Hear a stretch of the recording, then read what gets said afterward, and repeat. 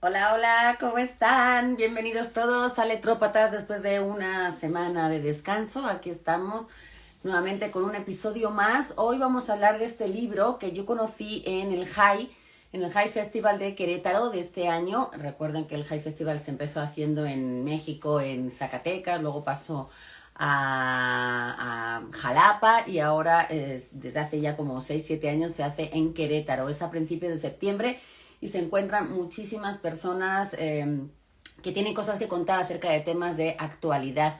En este caso conocí a Juan Miguel Álvarez, que publicó este libro, La guerra que perdimos, que ganó el premio Anagrama de Crónica Sergio González Rodríguez. Es de Editorial Anagrama, ya está a la venta en todas las librerías y habla, aquí dice específicamente muy claro que no habla de una guerra, habla un poco de los rostros de la guerra, de las caras que tiene la guerra. Habla de Colombia. Juan Miguel está en Colombia y ahora nos va a recibir, no sé si desde Bogotá, no sé si desde Pereira, no sé dónde se encuentra, ahora le preguntaremos. Pero pues Juan Miguel Álvarez lo que hace es un trabajo periodístico descomunal, maravilloso, exhaustivo, minucioso, sin tomar partido, que es lo interesante también de esta crónica, por así decirlo, que es pues ver todos los lados que hay, cómo un niño se convierte en asesino, cómo una familia puede verse totalmente sesgada y afectada por la guerra, cómo las autoridades, cómo los guerrilleros, cómo todo un país vive a expensas de pues una guerra que nadie sabe cómo alcanzó estos niveles. Y me interesaba mucho hablar de esto, aparte de porque es un libro que admiré muchísimo. Escuché la plática que tuvo Juan Miguel con Felipe Restrepo y me pareció maravillosa. Eso me hizo querer conseguir el libro y leerlo, pero también tenerlo aquí en Letrópatas porque creo que es muy interesante saber un poco cómo se llevan a cabo estos trabajos que merecen mucho la pena conocer, no tanto para ponernos en los zapatos de ellos, aunque hay bastantes similitudes con algunos aspectos que ocurren en México, pero sí para saber pues, lo que está pasando y cómo en Colombia todo esto ha tenido una afectación descomunal. Quiero agradecer a todo el mundo que se está ya conectando. Recuerden que pueden hacer preguntas en vivo si están viendo esto a las 11 de la mañana en esta fría y lluviosa mañana en México. No sé dónde estén ustedes, pero bueno, aquí están ya diciendo todos hola, hola, hola, Claudia Marcuchetti. También esperamos tener a Claudia Marcuchetti aquí prontito. Muchas gracias a todos. Y pues si les parece, y mientras se siguen conectando más, vamos a invitar a Juan Miguel Álvarez para que entre en esta conversación en primera persona cómo fue pues hacer todo este trabajo que le llevó años y que me imagino que no lo dejó totalmente indiferente. Juan Miguel, bienvenido, ¿cómo estás? Hola Laura, ¿cómo andas? Pues muy bien, muy contenta de hablar contigo y de tenerte aquí, a pesar de que este libro es duro, es rudo y desde luego no deja indiferente. Yo, antes de hablar un poco de tu experiencia, bueno, antes decía que dónde estabas, dónde te encuentras ahora mismo, ¿se puede decir? Sí, claro, yo vivo en Pereira y en este momento estoy en mi casa en Pereira. Qué rico, saludos hasta allá, espero que algún día podamos conocer también Pereira. Sí, Juan Miguel, si un niño que nace ahora, tú le tuvieras que contar qué son las FARC, qué pasó en Colombia en todos estos años, después de toda esta experiencia de acercarte tantísimo a todas estas personas, tú que vives en Colombia y que también eres parte de todo ese proceso, ¿cómo le explicarías a alguien que no ha escuchado absolutamente nada en los últimos años y que conoce el mundo ahora? Después de esta experiencia de escritura, ¿cómo definirías tú las FARC? ¿Cómo definirías esta época, esta etapa en Colombia? Bueno, las FARC fueron un grupo de origen marxista-leninista campesino y alcanzó a tener por lo menos el mayor poder militar subversivo en un país en el cual hay muchos grupos armados subversivos y paramilitares. Entonces, decir que las FARC fue el más grande de todos, es decir, que fue el grupo armado que mayor capacidad de causar daño ostentaba.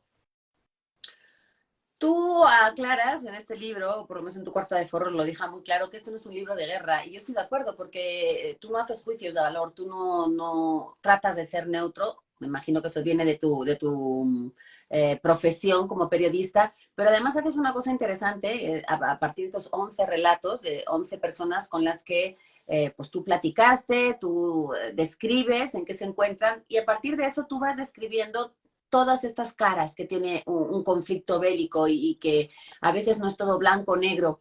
Eh, Fue un trabajo de muchos años y tú dices que es un trabajo a partir de conocer al ser humano.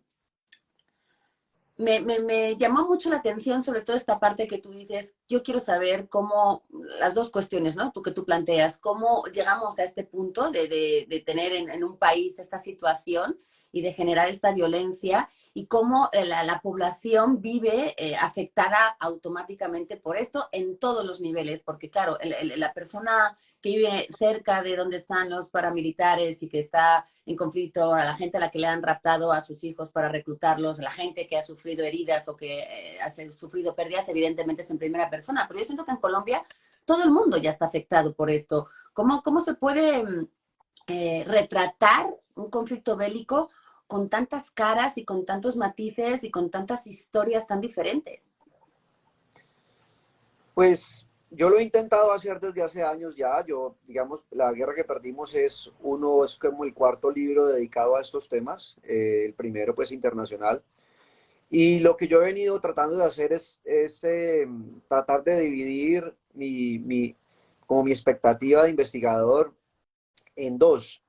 De un lado, entender, digamos, o tratar de responderme la pregunta, ¿cómo hace para volver a la vida una persona civil a la que la guerra le quitó todo, incluso de su dignidad, incluso lo poco que tiene, que es su familia y las ganas de seguir siendo colombiano incluso?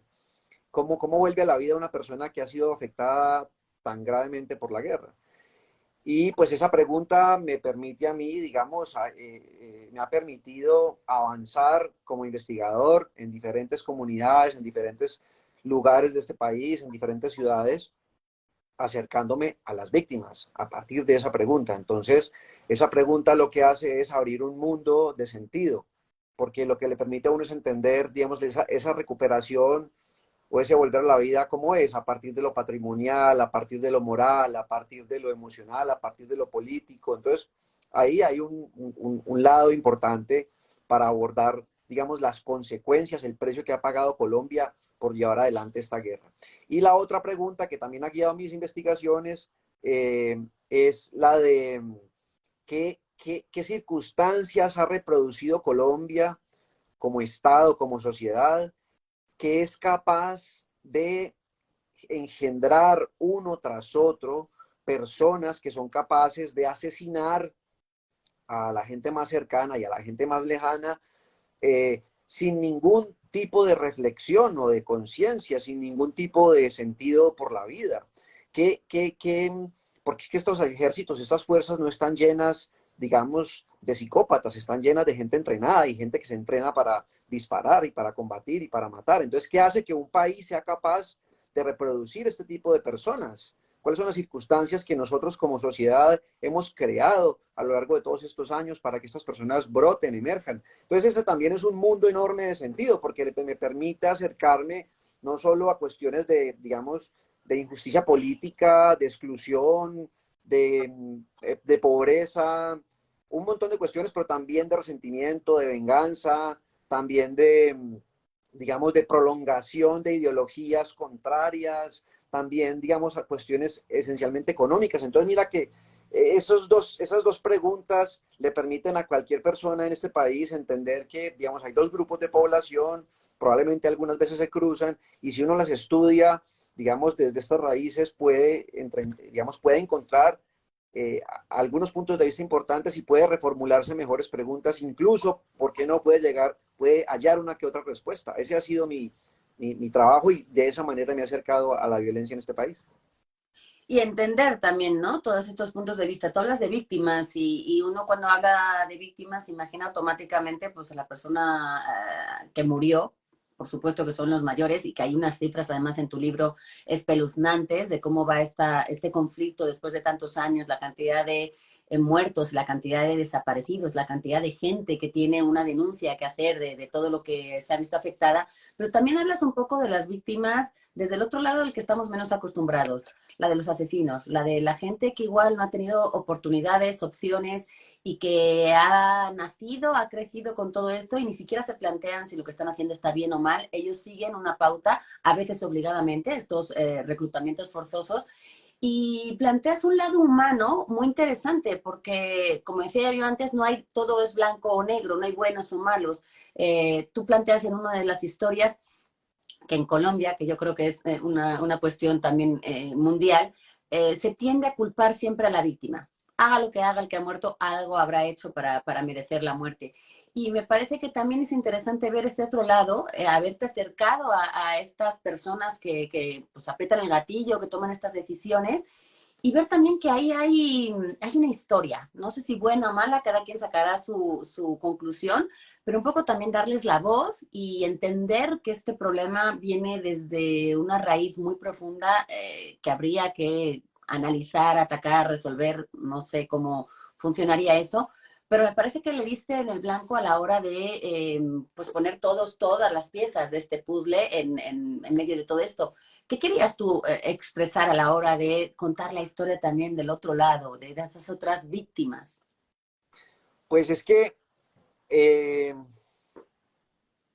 a ver, hay una cuestión que desde hace un tiempo para acá, cuando el discurso global de la atención por las víctimas a partir del Estatuto de Roma debe ser prioritaria en los posconflictos, incluso en la creación de las legislaciones para atender a la guerra, pues la víctima cobró un carácter casi sacrosanto, como categoría incluso de análisis político y como categoría social. La víctima existe más allá, digamos, del nombre de una persona. La víctima es una categoría. Resulta que eso de carambola ha hecho que, por lo menos en algunos sectores de la sociedad colombiana, no sé, en otros países probablemente también, eh, el periodismo y buena parte de los investigadores hayan dedicado su mayor esfuerzo a estudiar esa categoría, la víctima, y entonces todo lo que eso implica a nivel político, económico, social, en fin. Y de cierta manera, estudiar a los victimarios, a la gente digamos, que ejerce la violencia con o sin razón, pero en todo caso victimarios, pues se volvió un poco proscrito, como si fuera vedado ponerle cuidado a los victimarios, porque pues hay que hablar de la víctima, finalmente es el centro del debate político global luego del Estatuto de Roma. Entonces, ¿qué pasa en Colombia? Que durante un montón de tiempo, por lo menos los últimos años de la década del 2000 al 2010 y todo el 2010 para acá,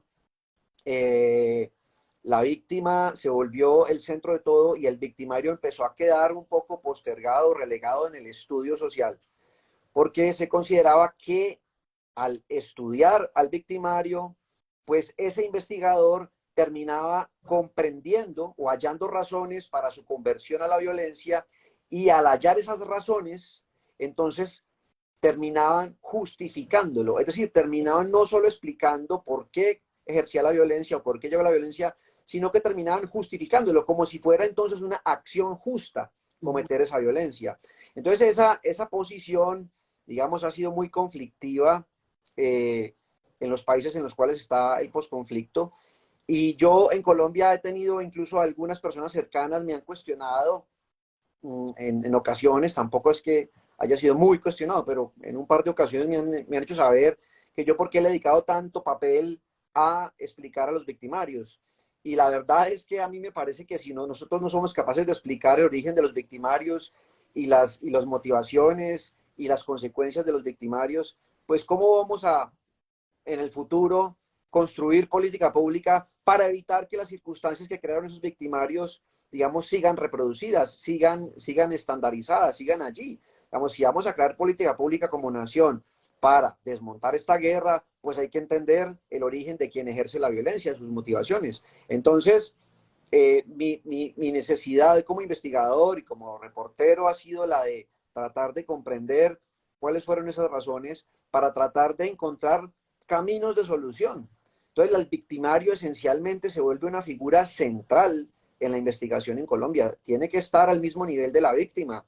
La víctima como sujeto de investigación y de reparación. El victimario como sujeto de investigación y, ¿por qué no?, de reincorporación a la sociedad. Entonces, pues hay que tratar de entender ese lado también del problema.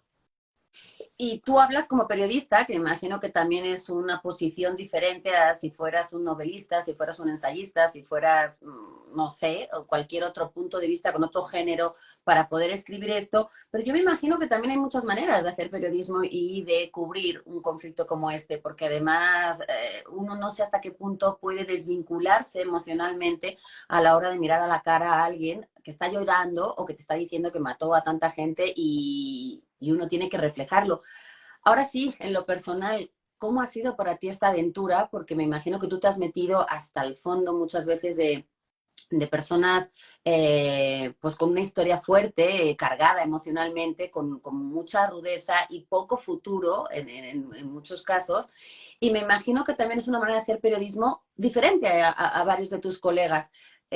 ¿Cómo tú, como periodista, has transitado en todos estos años? Decías que es tu cuarto libro tratando del tema, o sea que ya llevas varios años metiéndote ahí hasta la raíz. ¿Cómo ha ido cambiando también esa forma de abordar desde el periodismo toda esta causa? Pues, a ver, es que en principio el acercamiento mío hacia el tema, digamos, ha sido muy emocional. Digamos que en Colombia toda la población o todos estamos afectados directa o indirectamente por el conflicto armado o por otras manifestaciones de violencia como las del crimen organizado, el narcotráfico. Entonces, hasta cierto punto, digamos, todos nos consideramos parte víctima, parte victimario. Es decir, una persona reflexiva con conciencia suficiente política sobre el país sabe que, digamos, es parte víctima, ya directa, ya indirecta, y es parte victimaria en la medida en que es o directa porque participó o indirecta porque finalmente siente indiferencia, porque no le importa, porque piensa con algún resentimiento de todo. Bueno, en fin, hay unas circunstancias muy complicadas en esta sociedad. Entonces, yo lo que he hecho es que he tratado de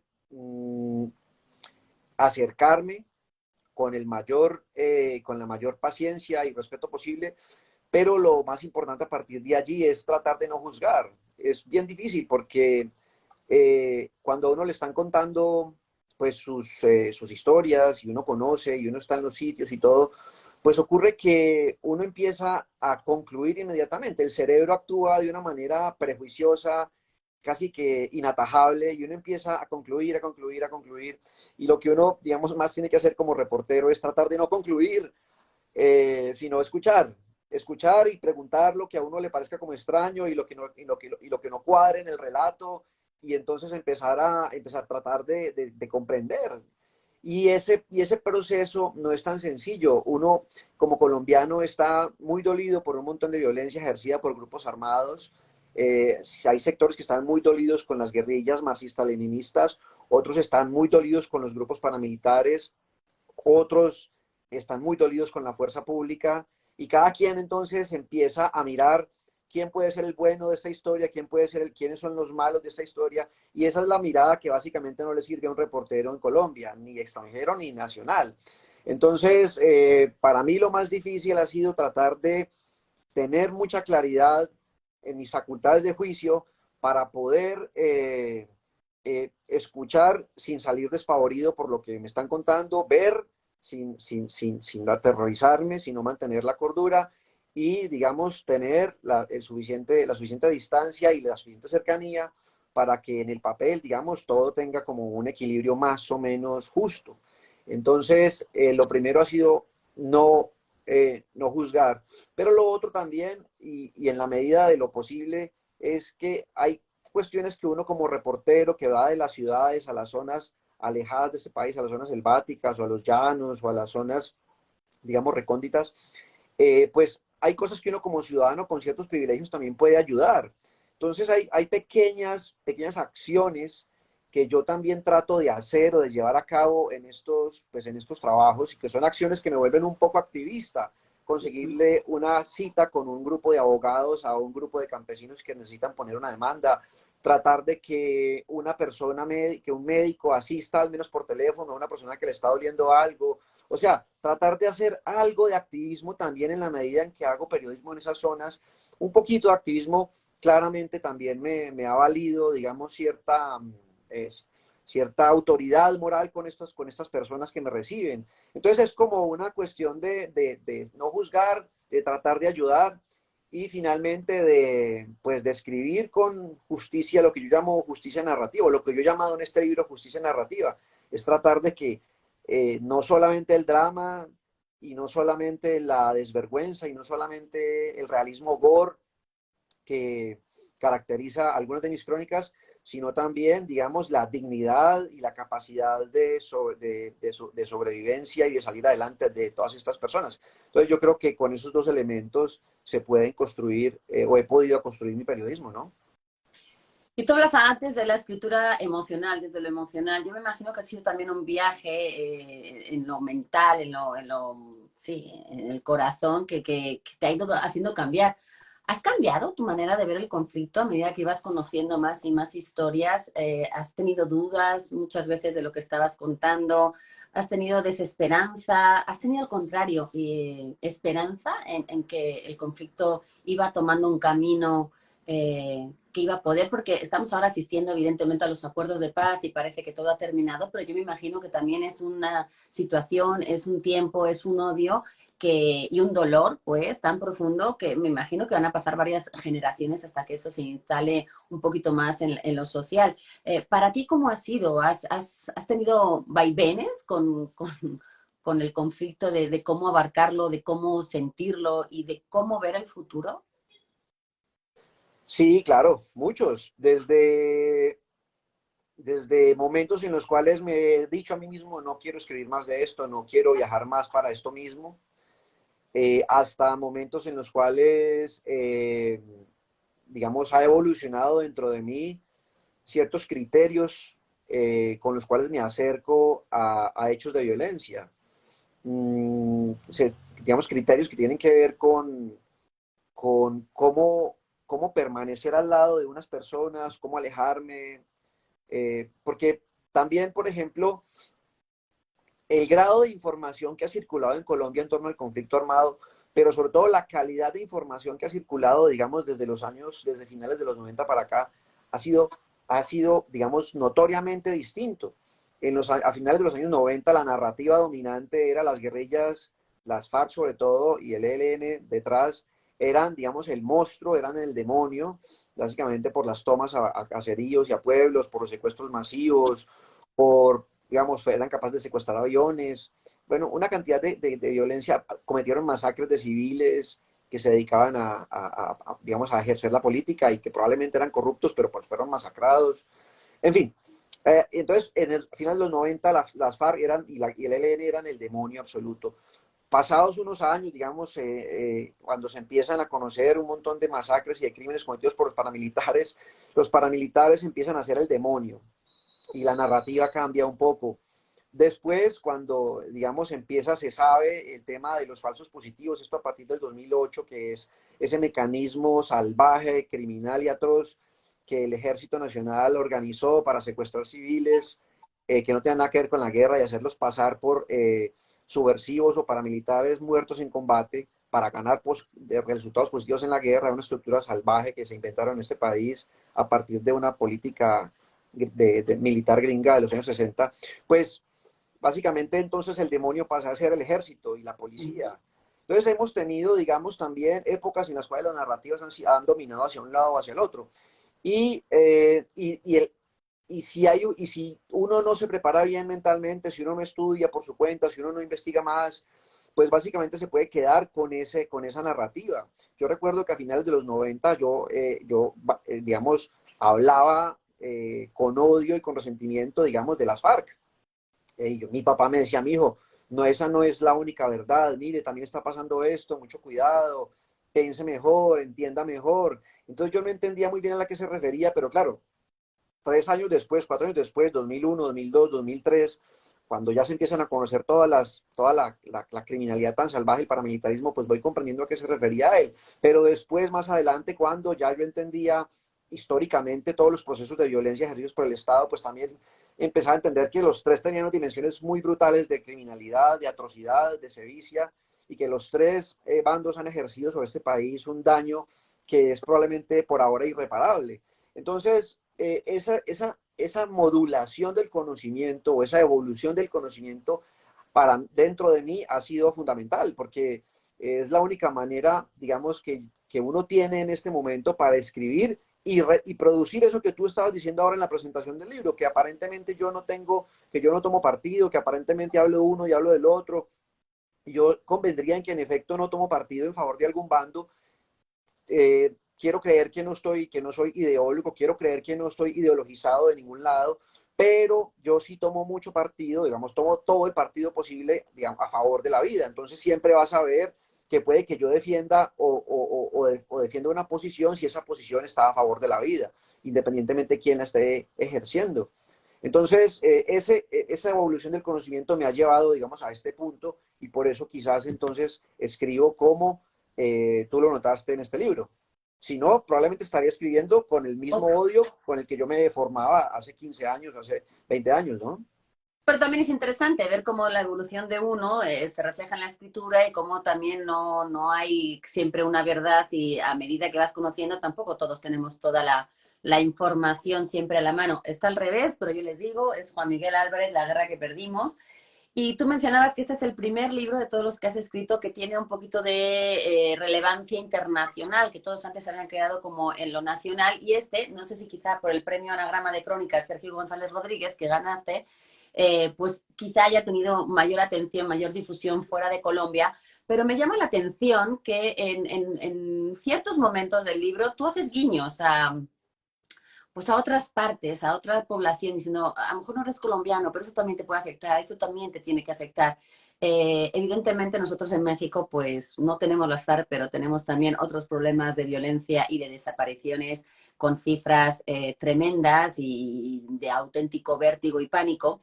Tú haces comparación, por ejemplo, de la población desaparecida o muerta y la comparas con poblaciones, con Oaxaca, por ahí mencionas también Cataluña. Siento que es un poco un jalón de orejas a decir, chicos, esto le interesa a todo el mundo, le debería interesar a todo el mundo. Esto no es solamente un tema de Colombia, y aunque ustedes no tengan este conflicto existe en otro lado, ustedes tampoco están exentos de que les pueda pasar en algún momento, pero sobre todo como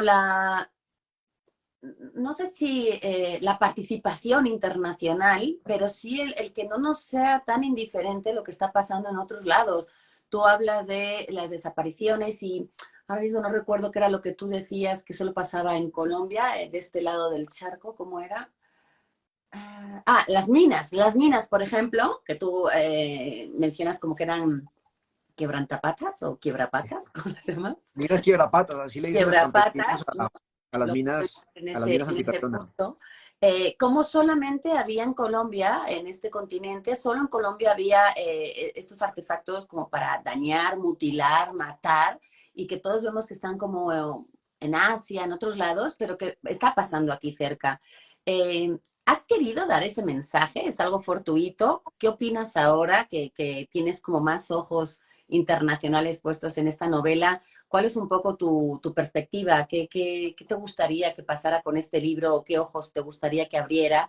¿Si ha sido intencional o simplemente está pasando de una manera, pues ahora sí que fortuita?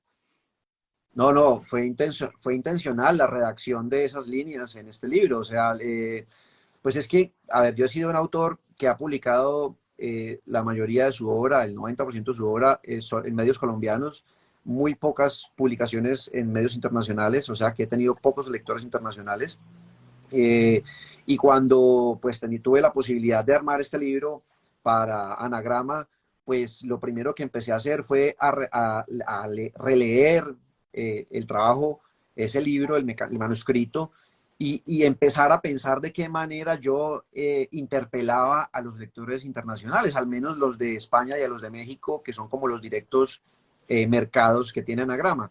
Entonces, esa manera de interpelarlos era tratando de relacionar algunos hechos de este país con cosas de esos países, o al menos darles a entender que hay una perspectiva global de este conflicto colombiano. Y esa perspectiva global, pues, es un problema local. El conflicto armado colombiano ha sido local, pero ha estado transversalizado, o sus dos, más bien, sus dos simientes son dos preocupaciones globales, que es la guerra anticomunista de los años 60 y la guerra contra las drogas también que comenzó en los años 70. Entonces esos dos simientes son globales y los efectos en Colombia pues han sido locales y con alguna globalidad, pero muy mesurada.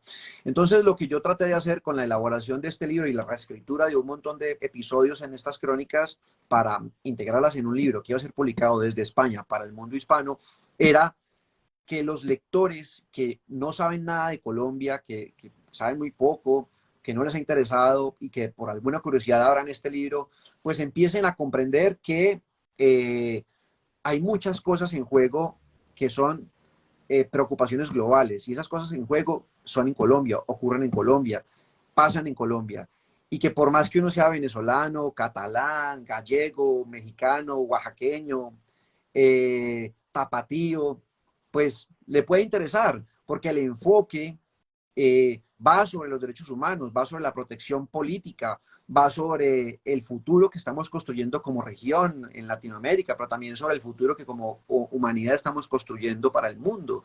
Entonces, los debates en torno a, por ejemplo, el uso de minas antipersona o minas quiebrapata, pues son esencialmente globales, pero en este lado del mundo, pues el único que las tiene sembradas es Colombia. Estados Unidos, Brasil, tienen industria militar y las producen. Colombia tiene industria militar y las produce. Probablemente otros países de América Latina también las producen, pero no las tienen sembradas. Colombia es el que las tiene sembradas.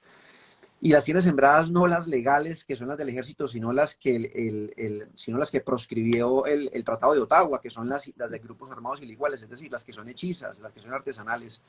Entonces, saber ese tipo de cuestiones, saber que Colombia tiene más relación, por ejemplo, con Afganistán, con Siria, porque somos países que estamos llenos de minas antipersona, pero que también tiene mucha relación con México, porque somos países que estamos llenos de desaparecidos y llenos de grupos armados de narcotráfico incontenibles.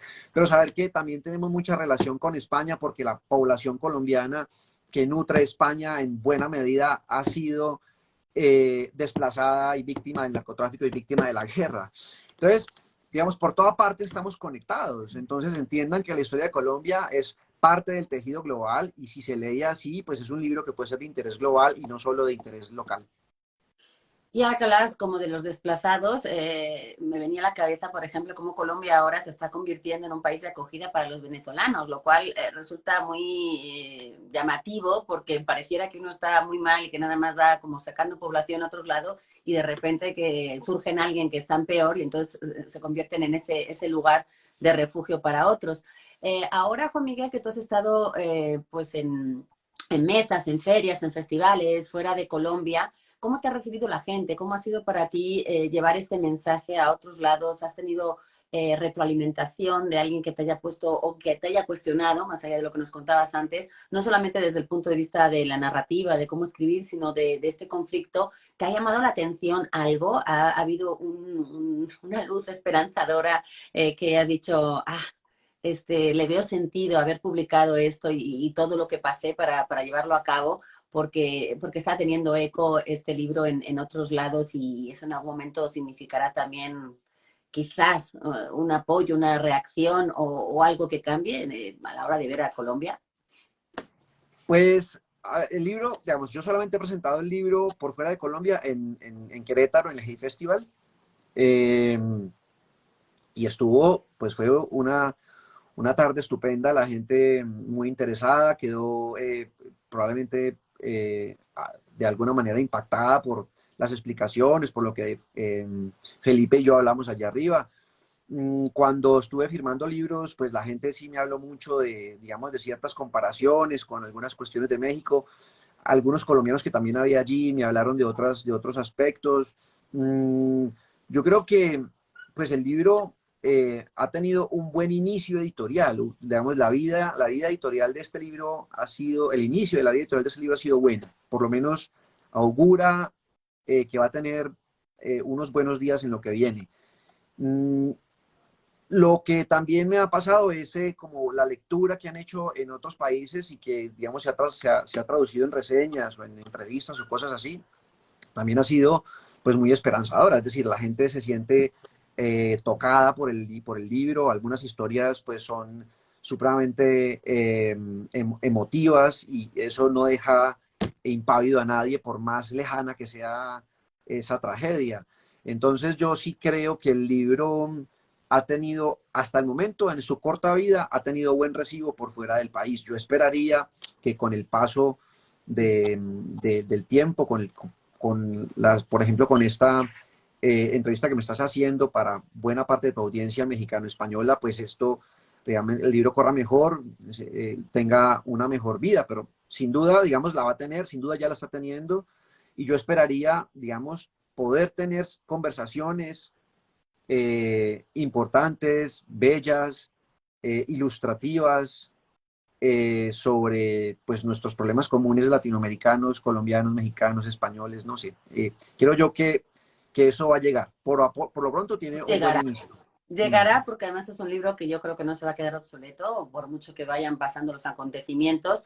Y otra cosa que tenemos en común México y Colombia, no sé hasta qué punto Colombia porque desconozco las cifras, pero en México hacer periodismo que denuncia y que ataca un poco a esos sectores de cierto privilegio, de poder, de mucho dinero, pues tiene consecuencias. Tenemos un país donde el periodismo se castiga con la muerte en muchos casos y con cifras realmente alarmantes que no cambian ni siquiera con partidos Mm. políticos ni con gobiernos.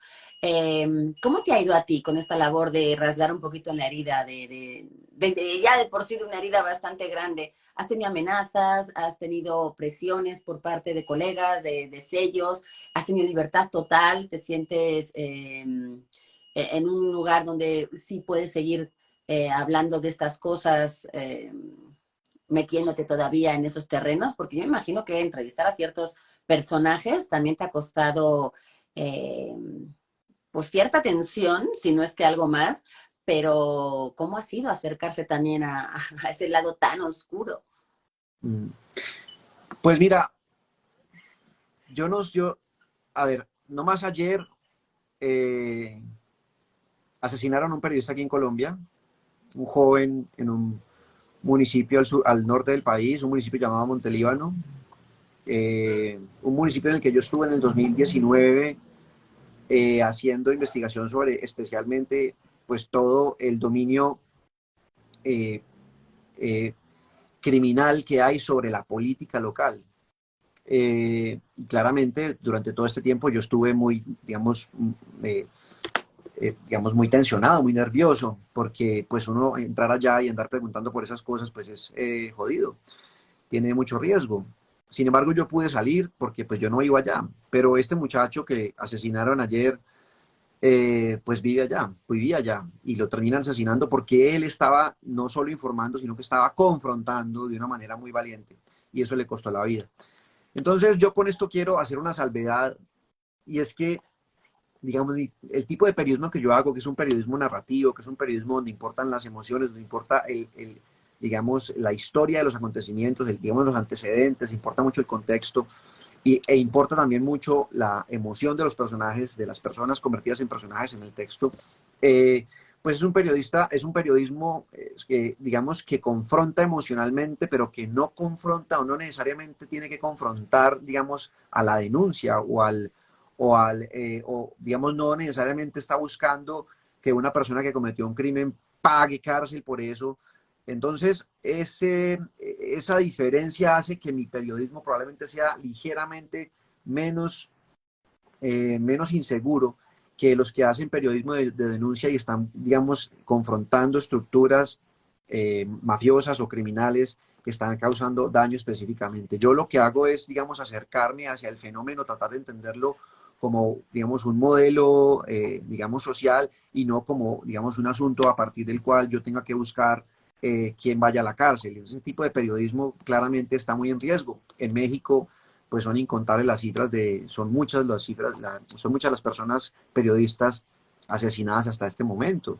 En Colombia también, pero un poco menos que en México. esa situación hace que yo, a pesar de que me he metido con temas muy complicados, pues tenga una relativa estabilidad en mi seguridad. Ha habido momentos en los cuales yo he tenido amenazas, al menos una sola vez, de manera importante, pero eso no, digamos, eso no trascendió.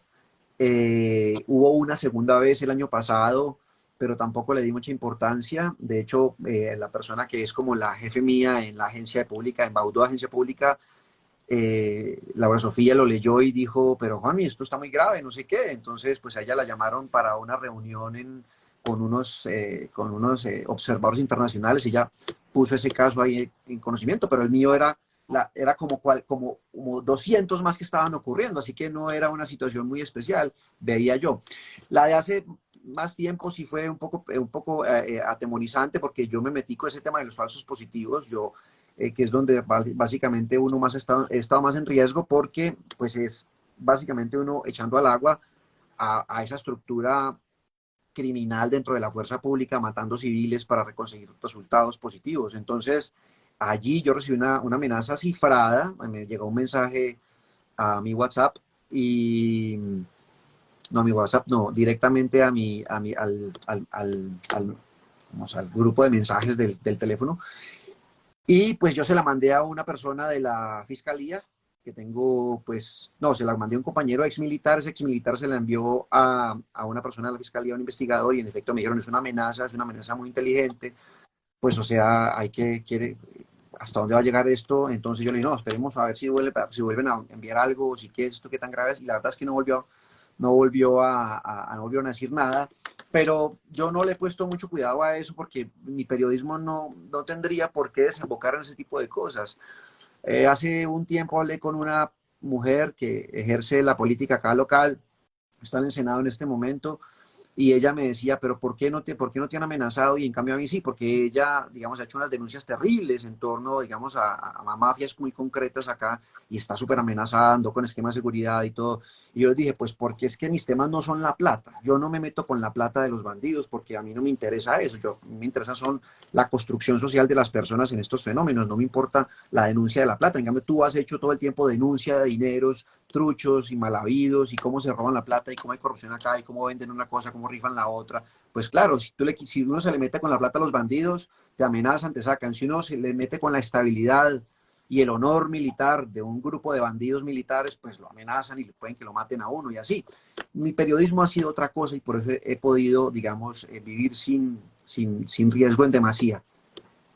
Y bien dices que tú te fijas en la parte más humana, más emocional, vienes a los ojos a la mamá que ha sido violada cuando trataba de buscar a sus hijos secuestrados, a la chica desaparecida, al asesino, al niño que se convirtió en asesino, en fin, esos relatos, recordemos que estamos hablando de La guerra que perdimos de Juan Miguel Álvarez, publicado por Anagrama, donde hay 11 relatos de 11 puntos de vista, historias, situaciones alrededor de este conflicto armado en Colombia, y donde es muy importante también, Juan Miguel, cómo narrarlo, las palabras. A mí que me encantan las palabras, sí me gustaría que me contaras un poco cómo ha sido tu relación con ellas, porque yo me imagino que no es lo mismo poner un término que otro, no sé si te has detenido a pensar mucho en eso.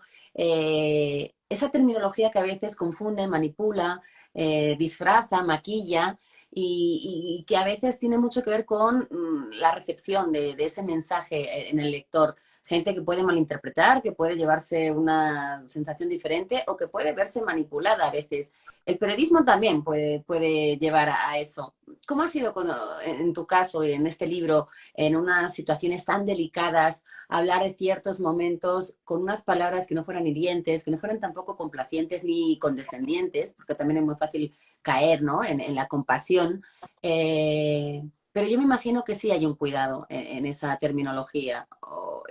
Tú eres bastante directo. Yo me he dado cuenta de que tú no andas con rodeos y es como esto se llama así y me da igual si esto se pueda llamar de otra manera. Esto se llama así y lo podemos llamar de mil maneras eufemísticas, pero en realidad a las cosas también hay que llamarlas por su nombre. ¿Qué importancia, qué grado de poder guarda el vocabulario y esas palabras con las que describimos a veces ciertas situaciones? No, pues completamente, o sea, digamos, la frase manida, pero hay que decirla, y es que el lenguaje construye realidades. Entonces, a partir de esa máxima, pues imagínate, el uso de una u otra palabra le permite a un Estado hacer una u otra política. La elección de unos términos permite, digamos, que un grupo de personas actúe de una manera o actúe de otra. Entonces, claro, yo tengo una parte en ese libro donde hablo de los eufemismos y donde hablo especialmente de cómo en Colombia se ha construido, digamos, una guerra también en el terreno del lenguaje. Eh, la semántica ha jugado un lugar de privilegio en la guerra. Por ejemplo, el hecho de que el presidente Uribe Vélez, cuando sube al poder por primera vez en el 2002, aprovechando el contexto post 9/11 de la caída de las Torres Gemelas, mmm, empieza a hablar de amenaza terrorista y empieza a diluir el concepto conflicto armado interno, al estandarizarla el concepto de amenaza terrorista y al no usar conflicto armado interno, pues se permite elaborar otro mecanismo de acción militar para llevar a cabo la guerra interna. Y lo mismo, pues los grupos marxistas-leninistas también, o sea, el marxismo-leninismo colombiano ha tenido también una lista desvergonzada de eufemismos con los cuales han querido disimular su violencia. El hecho, por ejemplo, de que cuando emboscan a una patrulla de policía o a una patrulla del ejército y matan a todos los integrantes a tiros por la espalda, pues dicen recuperación de armamento, porque claro, le quitan el armamento a los policías o a los militares que cayeron allí. Entonces hablan es de recuperación de armamento. O sea, y así tienen una cantidad de eufemismos para hablar de la violencia más absurda, porque creen que con esos eufemismos pueden maquillar o justificar lo injustificable, digamos, tratar de maquillar el horror y tratar de justificar lo injustificable. Entonces, en la escritura, en el proceso de la escritura de crónicas de derechos humanos, es imperioso elegir muy bien las palabras, porque es que una palabra mal puesta puede costarle la vida a una persona. Yo al final, digamos, en el año 2019 tuve un problema más o menos parecido y, digamos, como una sucesión de otros problemas ocurridos muchos años atrás. Entrevisté a una defensora del pueblo, que es una funcionaria dedicada a la defensa de los derechos humanos estatal, una funcionaria estatal, dedicada a la defensa de los derechos humanos de las comunidades, y yo la entrevisto a ella y cuando publico el artículo hay una confusión en los términos, hay una confusión en las palabras que yo uso. Ella lo lee y me dice, yo no dije esas palabras, en efecto ya no las había dicho, pero yo las puse y como las puse quedaron como si ella las hubiera dicho, y ella me dice a renglón seguido, esas palabras me ponen aún más en riesgo. Y yo me sentía muy mal porque yo decía, pero yo, es decir, estaba yo tratando de hacerlo mejor y resulta que la elección de las palabras me puso a mí en un problema y a ella la hizo sentir muy vulnerable. Entonces, claro, la escritura de artículos o de crónicas que estén enfocadas en derechos humanos, hay que ser muy preciso con el español, hay que elegir muy bien cada palabra, hay que elegir muy bien los signos de puntuación, dónde va la coma, dónde van las comillas, dónde van los guiones de incisos, porque cada uno de esos elementos abre un mundo de sentido. Y si uno abre ese mundo de sentido, tiene que ser responsable de lo que está diciendo ahí. Decir una palabra no de todo precisa, una palabra confusa, puede causar malentendidos que después a una persona que le prestó a uno su testimonio puede ponerlo en riesgo. Entonces, claro, este trabajo es muy delicado desde ese punto de vista. Las palabras que siempre importan. Tú al final de este libro, Juan Miguel, tienes una serie de agradecimientos de todas las personas que te han ayudado, que te han abierto su casa, su tiempo y que te han contado esas historias con las que tú has podido contar esa parte de este conflicto que esperemos que tenga un final pronto. La guerra que perdimos está en Anagrama, ganó el premio Anagrama de Crónica Sergio González Rodríguez. Todos pierden en una guerra, absolutamente todos tienen algo que sacrifican, una realidad que ya no es la misma y donde pierden la tierra, donde pierden la paz, la tranquilidad, la familia, la vida.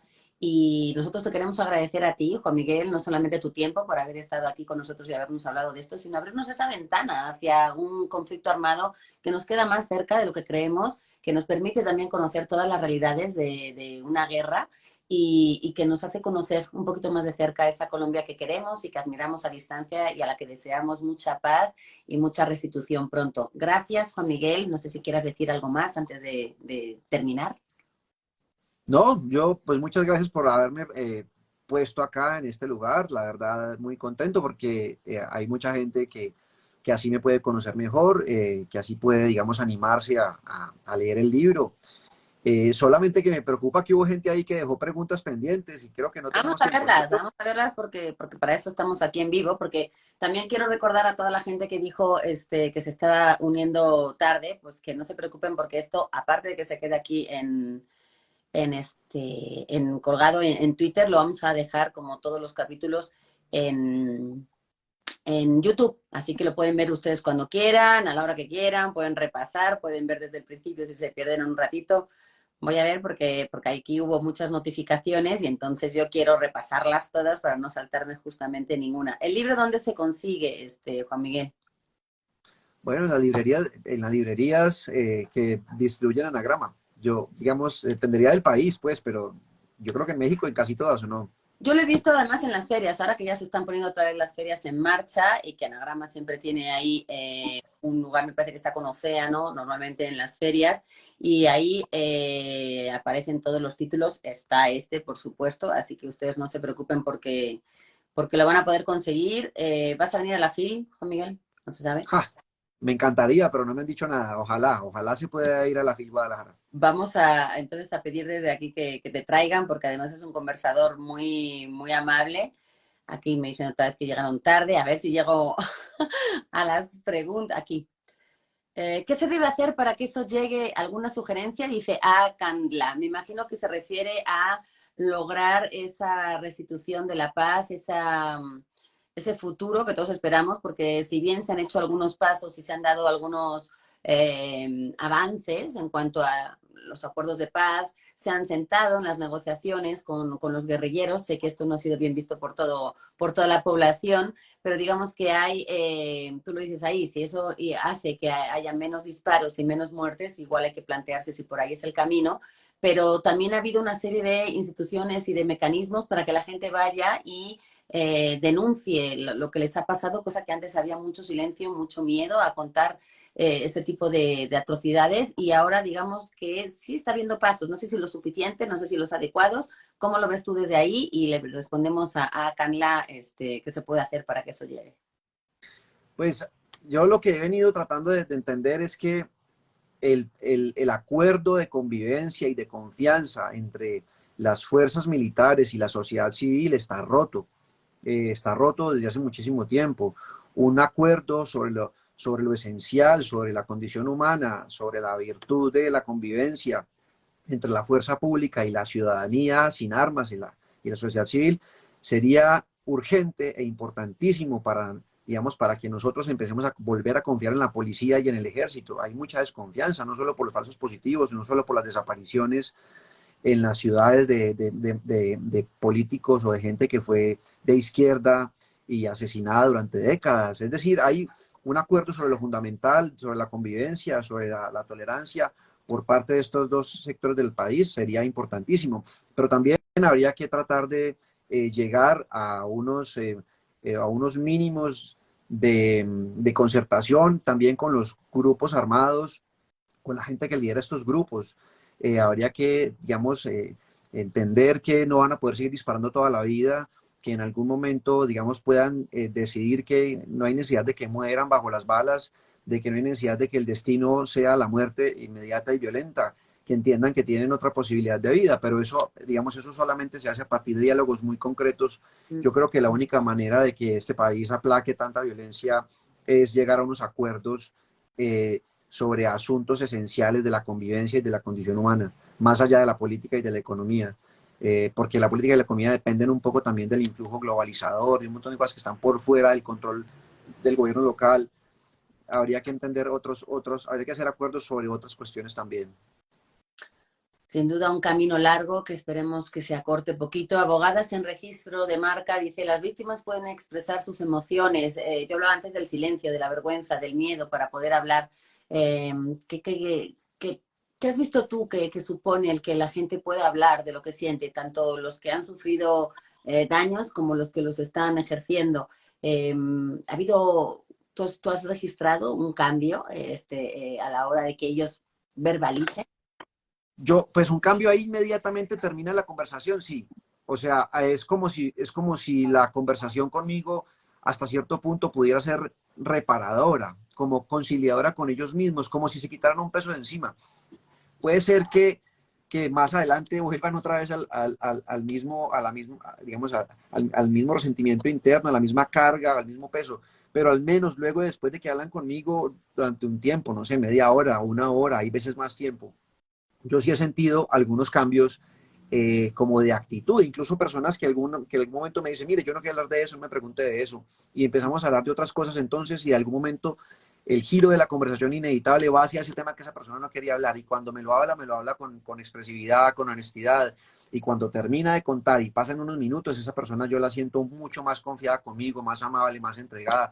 Hay unas transformaciones inmediatas ahí bien bonitas, ¿no? Yo creo que tiene que ver con esas cosas que yo no sé, que son las terapias de psicología, donde Y tú probablemente el diálogo y el tampoco desahogo llevan a eso, es ¿no? mérito tampoco, porque supongo que tiene que ver con tu habilidad para hacer preguntas y para generar ese ambiente de seguridad, de cordialidad que hace que la gente quiera hablar y poder expresarse más. Como dice Rodrigo aquí, Santofimio, dice, cordial saludo, adhiero con lo expresado por Juan Miguel, que te echa muchas porras y que te admira.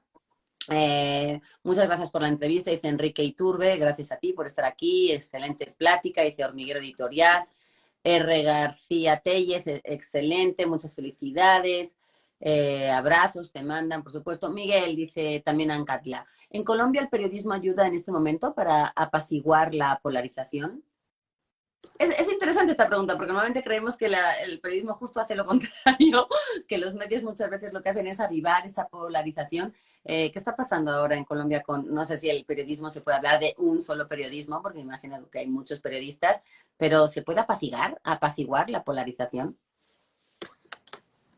Bueno, la pregunta parte de un supuesto en el cual yo no estoy de acuerdo, y es que Colombia está polarizada. No veo que realmente la política colombiana esté tan jalada por dos polos irrevocablemente opuestos. Hay un montón de personas en la mitad haciendo otro tipo de política, haciendo otro tipo de cuestiones.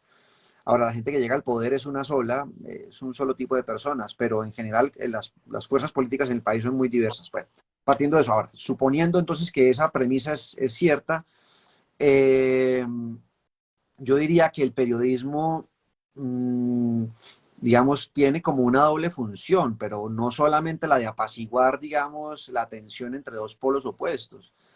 Digamos, si la información que empieza a circular, o si el análisis, o si los puntos de vista, o si las narrativas que el periodismo lleva a cabo sirven para aliviar la tensión en la medida en que esas narrativas, digamos, apelan a la honestidad, apelan a la construcción de ciudadanía, pues muy bien, digamos que de carambola lo van haciendo, pero probablemente no sea tanto su papel, probablemente el papel del periodismo sea más bien buscar ciertas construcciones como verdades para poder tener unos acuerdos sobre cómo es la ciudadanía, ¿no? Y yo creo que en ese sentido el periodismo pues hace lo mejor que puede con los precarios recursos que tenemos, con nuestro sistema tan básico, con los medios de comunicación tan débiles, tan secuestrados por los poderes económicos. Entonces, pues probablemente se podría hacer más, pero lo que se está haciendo, digamos, no está del todo mal. Hay iniciativas individuales, hay iniciativas grupales que funcionan muy bien, que funcionan en esa construcción de ciudadanía.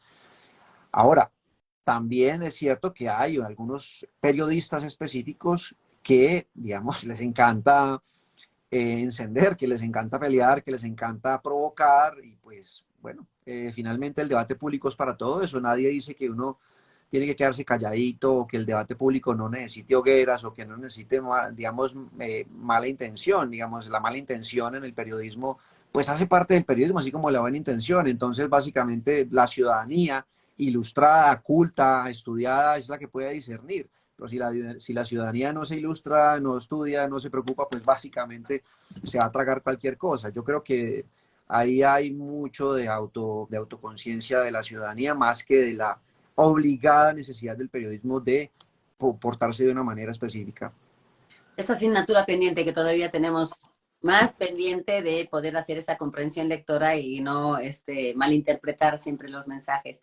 Hemos abusado mucho de tu tiempo. Yo te agradezco, Juan Miguel Álvarez, porque ha estado riquísima la plática. Hemos hablado, pues sí, de guerra, sí, de literatura, de periodismo, pero quiero pensar que también un poquito de esperanza en el futuro, de ese diálogo y de poder cambiar las cosas, primero desde la pluma, desde el diálogo, y por qué no unir fuerzas para poder lograr una sociedad un poco más integral, justa y, y de bienestar para todos. Gracias, Juan Miguel. Esperamos verte en la Gracias, Laura. serie. Gracias, muy entretenida tu conversación y gracias a toda la gente que se conectó y que dejó comentarios. Muy amable, me siento muy honrado. Muchas gracias.